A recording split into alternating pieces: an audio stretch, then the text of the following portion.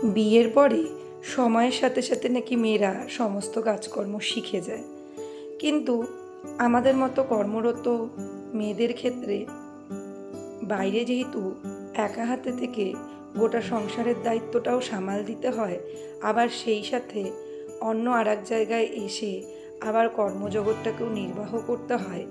তো এই কর্ম করার তাগিদই না আমাদের জীবনে একে একে সব কিছু শিখিয়ে দিয়েছে। আমি কখনোই বিয়ের পরে সময়টা পাইনি যে এই দিন এইভাবে ধীরে ধীরে প্র্যাকটিস করতে করতে শিখব। আমার জীবনের পরিস্থিতিগুলোই এরকম ছিল যে আমি একা হাতেই একবারেই বড় হয়ে উঠেছি। কথাটা বিশ্বাসযোগ্য না মনে হলেও তোমরা আমার জার্নিটা যারা দেখছো তারা এটা অবশ্যই বিশ্বাস করবে।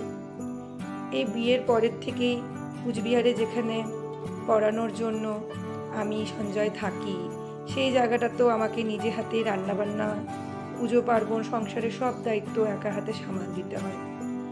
তো প্রথম থেকেই যেহেতু আমি একটু খাদ্যরসিক, আমার বড়ও খাদ্যরসিক, আমরা কখনোই কোনো দিন, আমার তো মনে পড়ে না যে অল্প রান্নাবান্নায় ওই সেদ্ধ ভাত এসব খেয়ে আমাদের চলেছে।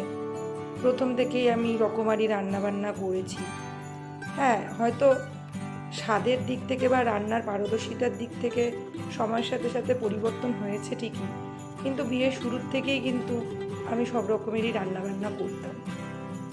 তো এখানে আজকে আমাদের ছিল কচুর শাক মাছের মাথা দিয়ে, যেটা আমার বরের খুবই ফেভারিট, আমারও খুব ভালো লাগে।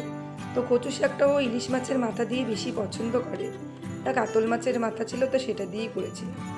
আর সকালে কলেজ যাওয়ার আগে ওকে দিয়েছিলাম মাছ ভাজা দিয়ে আর এই কচু শাক দিয়ে খেতে।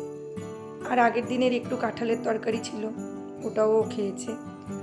আর এখানে সঙ্গে রান্না করেছিলাম এই যে কালো চানা যেটাকে বলে, অর্থাৎ ছোলা, এই ছোলার তরকারি, অনেকটা ঘুগনি টাইপস ছোলার তরকারিটা।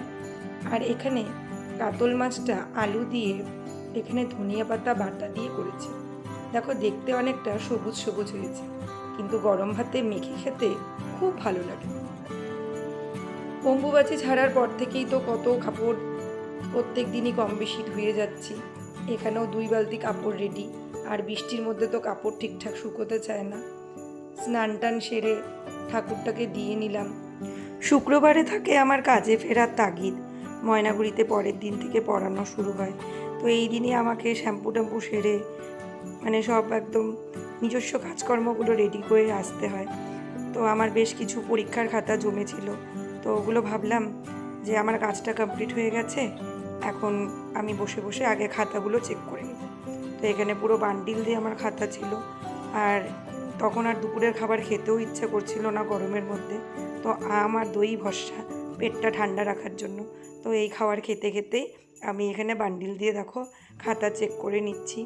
আর এই খাতাগুলো দেখার সময় মাথার শান্তি খুবই প্রয়োজন হয়, কারণ একটা একটা করে এই গোল মিলানো। আমি এদিকে কাজ টাজ কমপ্লিট করতে করতে দেখি আমার বর এখানে অনলাইন ক্লাসের জন্য এবং টিউশনের জন্য আমাদের এখানে এইচডি ওয়েবক্যাম নিয়ে এসছে। তো এটা আবার ল্যাপটপে আবার ইনস্টল করতে হবে। তো এটার ফিচার্সগুলো দেখছিলাম। তোমরা যেভাবে আমার ব্লগগুলিকে ভালোবাসা দাও, নিত্য নতুন কমেন্ট করো, তোমাদের সুন্দর সুন্দর কমেন্টগুলো পড়ে অনেক কিছু জানতে পারি, অনেক কিছু শিখতে পারি।